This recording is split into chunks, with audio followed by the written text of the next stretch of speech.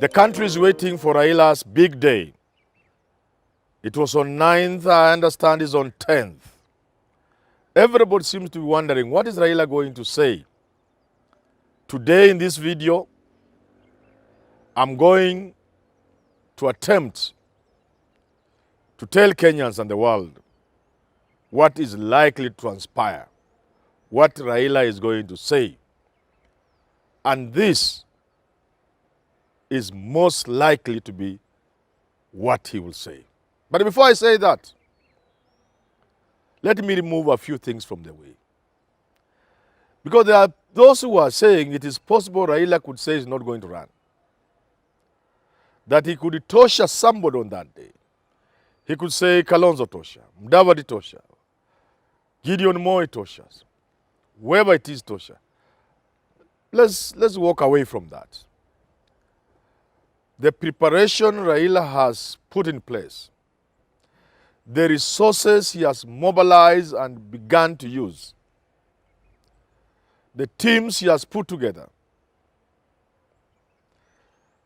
the serious arrangements in terms of secretariat, the traversing the country with Azimio la Umoja. It is inconceivable that a man who has done what Raila has done today in terms of pushing his own agenda for presidency can the last moment, on that 10th of December, turn around and say, I'm supporting somebody else. Things don't work like that in the world in which we live. It must be a different world. So in the world in which we live, just looking at Raila himself, not even to mention what he says about next year, looking at the effort he's put in,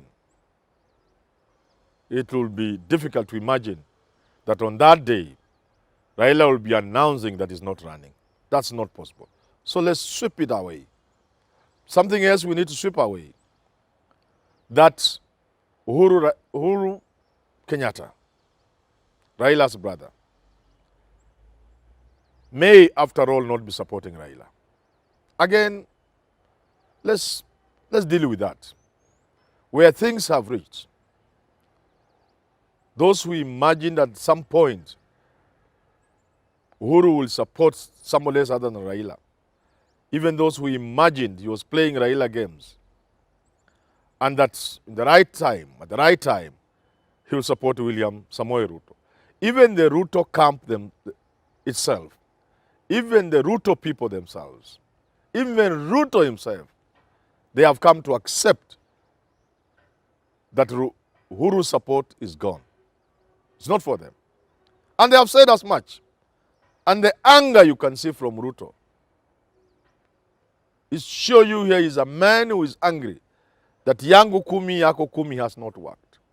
So for those who are expecting that at some point Uhuru Kenyatta will not support Raila Odinga, I think we will have to inform them, sadly, that's not the case. Uhuru himself, looking at his people, very close people, including cabinet secretaries, including those in the government, including state machinery, including close associates, family members, some of them,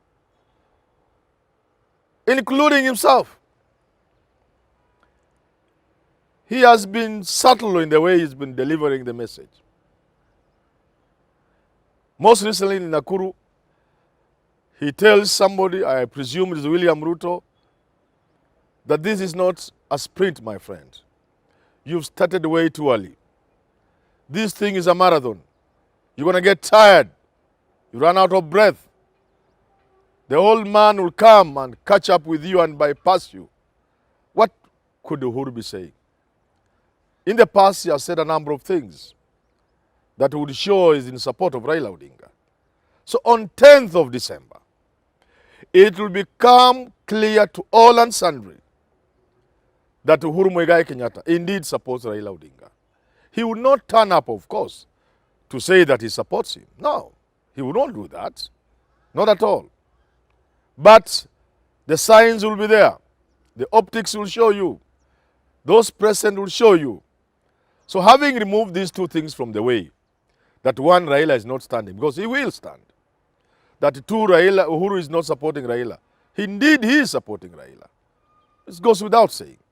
So what is this big thing that people are expecting from Raila? Certainly, therefore, the big thing cannot be that Raila is going to run. There are those who are expecting that on this occasion, Raila Amolo Odinga will announce his deputy.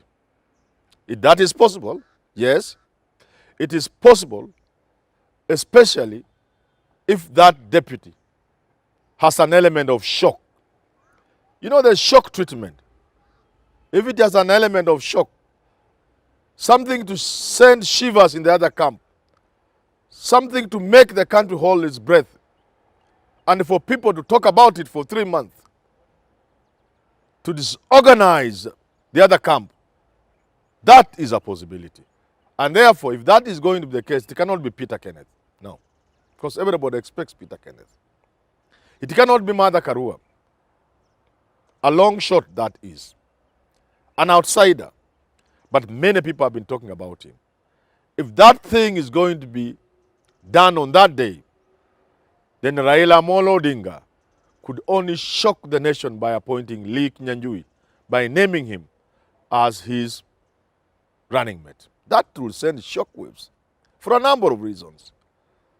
He's Kikuyu, yes, but he's also a Rift Valley Kikuyu. As an influential young man. Talking of young man, yes, indeed he's young. So you are pairing Joe Biden, a fairly old man, advanced in age, with Kamala Harris, energetic young lady, and government can run. So pairing Raila Odinga with someone like Lee Kinyanjui is a perfect pair. And there are people who have talked about other things which for this show we shall not mention. That will be a shock. But I don't know if that's what Raila will say. This is my guess. On that day, and this is the major development on that day, it is not Raila who will speak. The country is going to speak. It's going to be arranged in such a way. After that day, after 10th of December, it will be clear to anybody who cares to see and to watch that Kenya has decided 2022 is Raila Amolo Odinga. And this be by way of the endorsements he will receive on that day. Some of the endorsements will shock people. This will be by way of presence. Some people will be present in that meeting that will shock people and will leave no doubt as to the direction things are taking. So stand by for the 10th of December. Open your eyes and see the kind of people will be present at Kasarani will be a clear testimony of where the country is headed. Let your ears listen. The kind of things that those people say about Raila Odinga, the kind of things that those people say about Raila Odinga will be an indication like no other that it has been decided by those with the ability to deliver votes that Raila Amolo Odinga will be the president in 2022. That you can wait for. You can wait for that.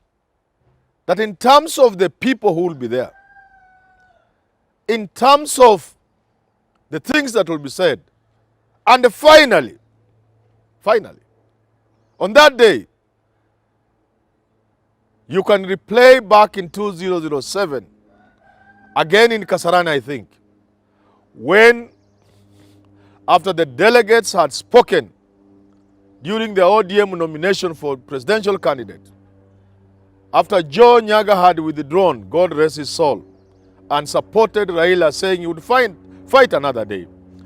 And indeed he came back as an ostrich to fight Unfortunately, didn't make it. God again rest his soul.